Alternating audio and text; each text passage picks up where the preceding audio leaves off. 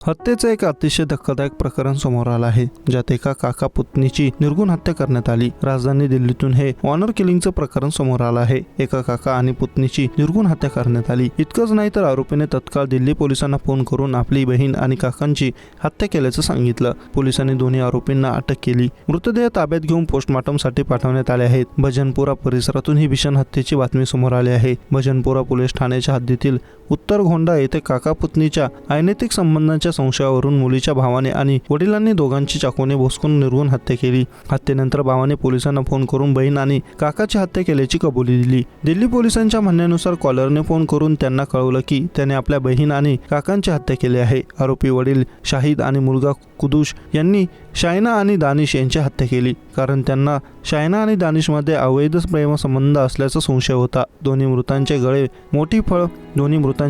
मोठी फळ कापण्याच्या चाकूने कापण्यात आले होते। शहनाचे हातपाय लुंगीने बांधलेले होते। आरोपीने आधी दानिश आणि नंतर शायनाची हत्या केली। दोघांची हत्या केल्यानंतर कुदूशने PCR कॉल केला, ज्यामध्ये त्याने बहीण आणि काकाची हत्या केल्याची कबुली दिली। आरोपी शाहिद आणि कुदूश हे दोघेही फळ विक्रेते म्हणून काम करतात। क्राईम टीम आणि FSL टीम घटनास्थळी पोहोचली। या दोघांविरुद्ध खुनाचा गुन्हा दाखल करण्यात आला आहे। आरोपींची चौकशी सुरू आहे।